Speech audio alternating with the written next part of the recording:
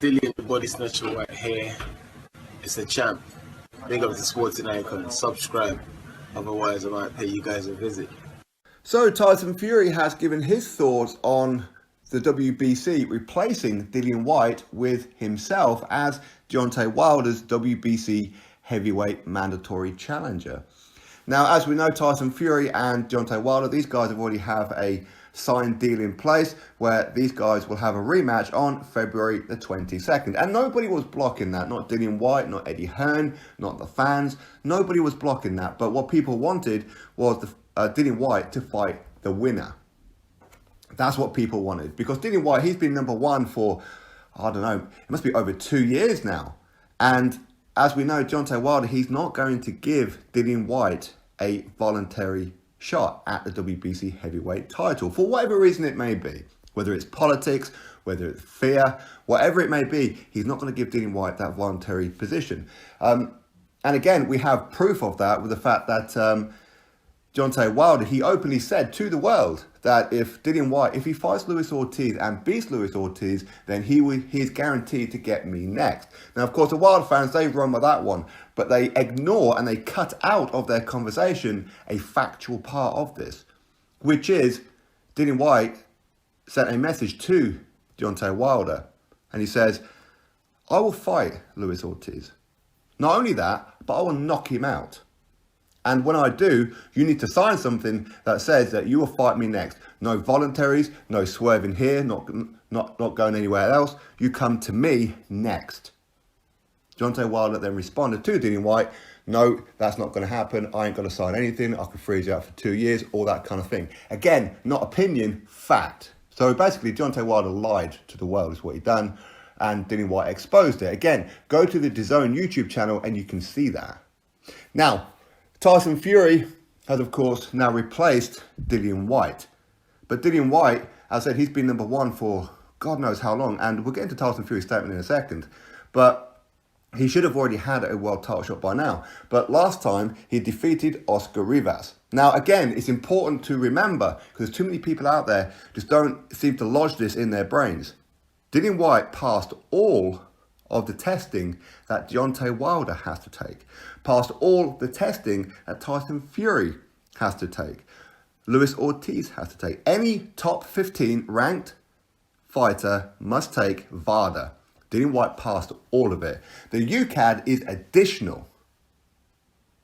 And he's passed all of UCAD. UCAD cleared him to fight Oscar Rivas.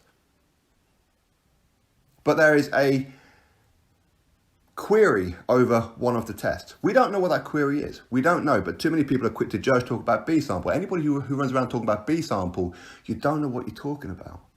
You really don't.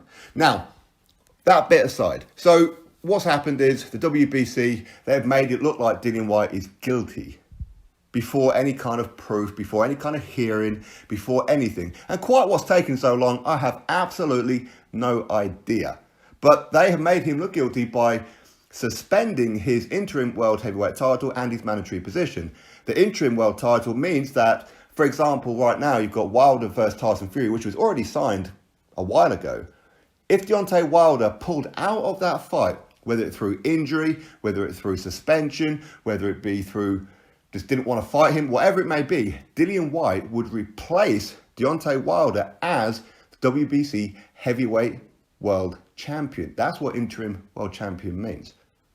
But the WBC, as they keep on messing Dillian Whyte around, they have conveniently used this whole situation as a way to push Dillian Whyte even further back and said that even if he's cleared tomorrow, he's still not going to get his interim and mandatory position back until February 2021.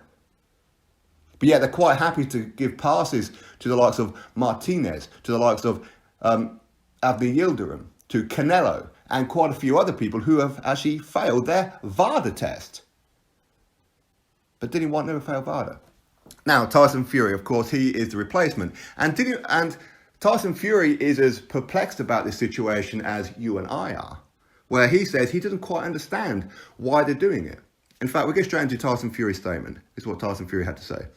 I'm not sure what that means at all. The fight was already signed with me and Wilder. The mandatories and all that doesn't mean anything to me because I am the lineal heavyweight champion of the world. You get more money as a mandatory, but obviously the split is nothing compared to what I'll be getting as lineal champion anyway. It's just a thing they do. These organisations, I'm sure they've got their reasons why. We all know why.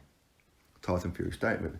So that part right there at the very end where he says, we all know why, is very, very obvious. Tyson Fury has mentioned this before. He feels that Dillian Whyte is being hard done by with the WBC. The WBC don't want Dillian Whyte to have a world title shot, even though he's the only one out of all these guys, including Tyson Fury, including Luis Ortiz, including Dominic Brazil, including so many others, that has been paying sanctioning fees. That's been going through eliminators, final eliminators. He's the one who's doing all this. Even Tyson Fury said this in himself.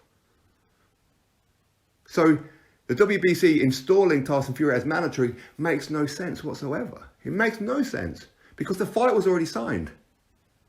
It's a voluntary defence.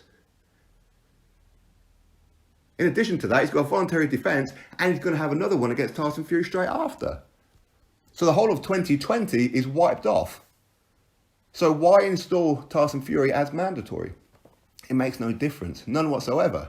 And the thing about it is that if he's mandatory and if he loses to Wilder, or even if he beats Wilder, no rematch has to take place because he's mandatory.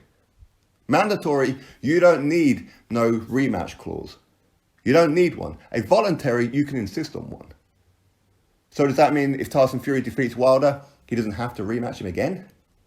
Maybe. As mandatory challenger for the WBC, it's 30% of whatever the venue, the fight, etc. makes. So Wilder will get 70%, Tyson Fury will get 30%. But they already have an agreement where they have 50-50. So again, mandatory makes no sense whatsoever. And that's what Tyson Fury is telling you. That it makes no sense. I don't need to be taking mandatories. I don't need to be getting paid 30%. I'm lineal heavyweight champion of the world. And this is what I've been saying to you guys before with Tyson Fury. Whether you believe in the lineal or whether you don't, he does. For him, he's number one in the heavyweight division. That's how he sees it. So he isn't going to get 30%. He isn't going to go have mandatories because lineals don't have mandatories. Don't be surprised if Tyson Fury beats Wilder and gives the belt up. Don't be surprised about that. But the whole thing sucks, and Tyson Fury is pretty much saying what it is that we guys are saying. What is the point of it? There's no point to it whatsoever into making him mandatory. Dillian Whyte should be the mandatory. If other fighters like Martinez and Yildirim are getting world title shots as mandatories, then surely Dillian Whyte should, as he has passed all VADA and these guys have not. Again, people want to talk about a B sample.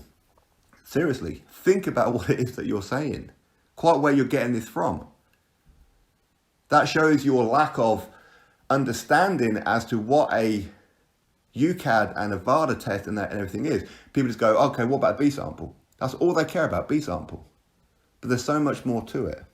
And the truth is, you and me, we shouldn't know anything about this situation with Dillian Whyte with UCAD. It's supposed to have been confidential, but somebody somewhere leaked it and embellished on it.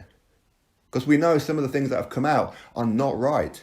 But we don't know what's right and what isn't right. All we know is there's a query. And also, in addition, all we know is UCAD cleared him to fight Oscar Rivas. In addition to the fact that the WBC should not even be involved at this stage. He's passed their protocol of VADA. Doesn't matter how you look at it, whether you're a Dillian Whyte fan or if you're not. He passed VADA.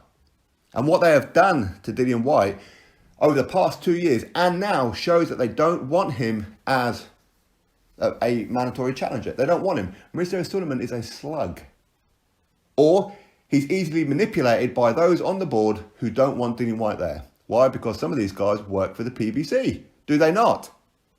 Brett Yormark. Do you not? Brett Yormark, who's on the WBC Supreme Council. Brett Yormark, who runs the Barclays Center in New York, where PBC fighters predominantly fight.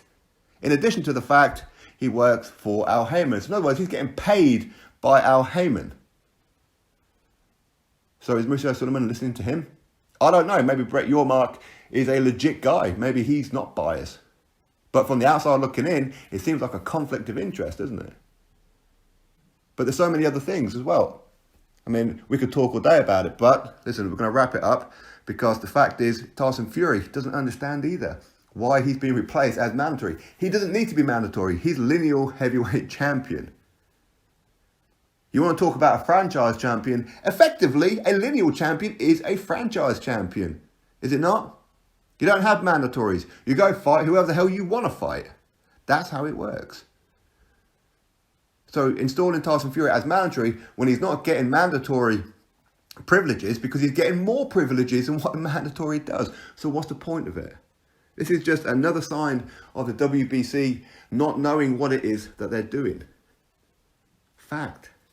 Drop your thoughts below, click thumbs up, and of course subscribe. Catch you all on the next video.